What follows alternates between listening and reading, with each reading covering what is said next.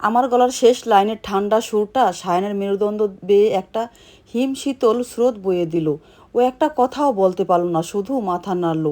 তুমি ফ্রেশ হয়ে নাও, আমি রাতের খাবার রেডি করছি বলে আমি ডাইনিং টেবিলের দিকে চলে গেলাম।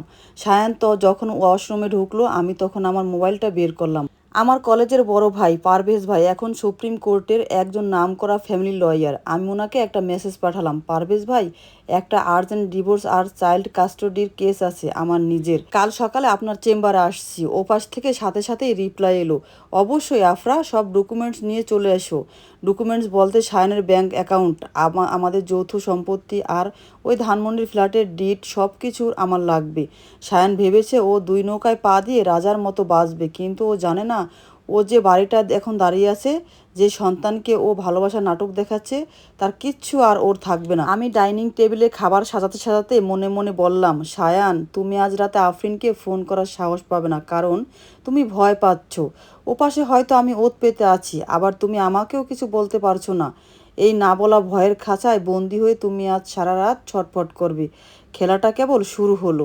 ডাইনিং টেবিলে প্লেট চামচ সাজাতে সাজাতে আমি আর চোখে ওয়াশরুমের দরজার দিকে তাকালাম।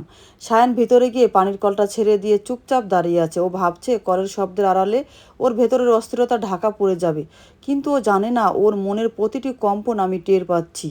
সায়ান যে এখন তীব্র এক মানসিক দোটানায় পড়েছে তা আমার বুঝতে বাকি নেই। ও আফরিনকেও ভালোবাসে, আবার আমাকেও, আর আদিবকেও নিজের জীবনের চেয়ে বেশি ভালোবাসে। এই পুরুষ মানুষগুলোর অদ্ভুত এক মানসিকতা, তারা একাধারে সংসারী, ভালো বাবা, ভালো স্বামী হতে চায়, আবার একই সাথে অন্য এক নারীর বুকেও নিজের সাম্রাজ্য গড়তে চায়। শানের কাছে আমি আর আদিব হলাম ওর জীবনের মূল ভিত্তি, ওর অভিজাত্য আর সামাজিক সম্মান। আর আফরিন, ও হয়তো সায়ানের এক চিলতে সস্তা রোমান্স, যাকে ও নিজের মনের মতো করে সাজিয়ে এক গোপন খাঁচায় বন্দি করে রেখেছে। ওয়াশরুম থেকে বের হয়ে সায়ান যখন ডাইনিং টেবিলে এসে বসলো, ওর চোখে মুখে তখনও ভয়ের কালো ছায়া। ও মোবাইলটা টেবিলের উপর একদম উপুর করে রাখলো, যেন কোনো নোটিফিকেশন আমার চোখে না পড়ে। ও এখন সবচেয়ে বেশি ভয় পাচ্ছে আফরিনকে নিয়ে। আমি তরকারির বাটিটা ওর সামনে এগিয়ে দিতে দিতে মনে মনে হাসলাম, সায়ান, আমি তোমার অতীত বর্তমান সব জানি। আফরিন মেয়েটার বাসা টাঙ্গাইল। টাঙ্গাইলের একটা কলেজের সাধারণ সহজ সরল আর অসম্ভব সুন্দরী একটা মেয়ে ছিল ও। 1 বছর আগে যখন সায়ান কাপড়ের ব্যবসার কথা বলে টাঙ্গাইলে পার্টনারের সাথে ভিজিটে গিয়েছিল, তখনই একটা মেলায় আফরিনকে প্রথম দেখে ও। আফরিনের ওই নিখাত মায়াবী চেহারা দেখে সায়ানের ভিতরের পুরুষটা চারা দিয়ে উঠেছিল। মাসের পর মাস টাঙ্গাইল গিয়ে দামি দামি গিফট দিয়ে মিথ্যে প্রতিশ্রুতির জাল বুনে ও আফরিনকে নিজের প্রেমে ফেলেছিল। আফরিনের মধ্যবিত্ত ধার্মিক বাবা মা যখন সায়ানের মতো এক অচেনা শহরের লোকের সাথে সম্পর্ক দেখে, তখন ওনারা মেনে নেয়নি। সায়ান তখন আফরিনকে ফুসলিয়ে ঢাকায় নিয়ে আসে, কাজী অফিসে গোপনে বিয়ে করে, ধানমন্ডির ওই ফ্ল্যাটে লুকিয়ে রাখে। আফরিন এই শহরের কাউকে চেনে না, সায়ানকে ছাড়া ওর আর কোনো আশ্রয় নেই। ও সায়নকে অন্ধের মতো বিশ্বাস করে, নিজের সব কিছু মনে করে।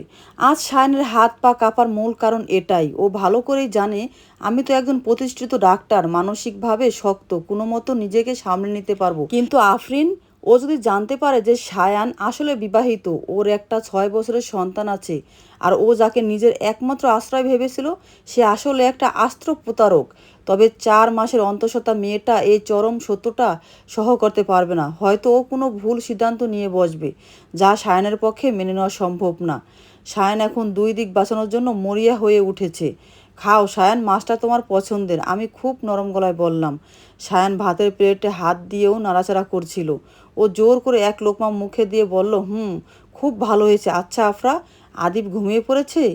হ্যাঁ, ও তো আজ খুব ক্লান্ত ছিল। আচ্ছা সায়ান, একটা কথা জিজ্ঞেস করি? আমি ওর চোখের দিকে তাকালাম। সায়ান চমকে উঠে আমার দিকে তাকালো, ওর হাতটা যেন এক মুহূর্তেই জন্য থমকে গেল। কি কি কথা? এই যে দুনিয়ায় মানুষ দুই নৌকায় পা দিয়ে চলে, এদের শেষ পরিণতি কি হয় বলো তো? মানে, তারা কি আসলেই দুটো সংসারকে সমান ভালোবাসতে পারে, নাকি শেষ পর্যন্ত দুটো নৌকায় ডুবে যায়? আমি খুব দার্শনিক ভঙ্গিতে হাসলাম। সায়নের মুখ থেকে ভাত যেন গলধকরণ হতে চাইল না। ও কোনো মতে পানি খেয়ে বলল, আমি আমি ঠিক জানি না আফরা। যারা এমন করে তারা হয়তো পরিস্থিতির শিকার। তবে তবে কেউ যদি তার পরিবারকে সত্যি ভালোবাসে, সে কখনো তাদের হারাতে চায় না। পরিস্থিতির শিকার নাকি লোভের শিকার সায়ান? আমি আর কথা বাড়ালাম না, খাওয়া শেষ করে উঠে দাঁড়ালাম।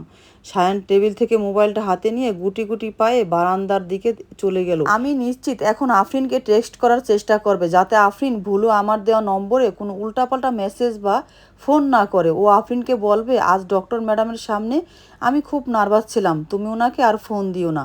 ও বারান্দায় গিয়ে অন্ধকারে দাঁড়িয়ে টাইপ করছে, আর ঘরের ভিতর থেকে আমি ওর সেই কাপুরুষোচিত পিঠটার দিকে তাকিয়ে আছি। সায়ান, তুমি আফরিনকে যতই আড়াল করতে চাও না কেন, ও তো আমারই পেশেন্ট। আর আগামীকাল সকালে আমি আইনি লড়াইয়ের প্রথম চালটা দিতে যাচ্ছি। তুমি তোমার দুই ভালোবাসার জগৎ নিয়েই এবার অকুলে ভাসবে।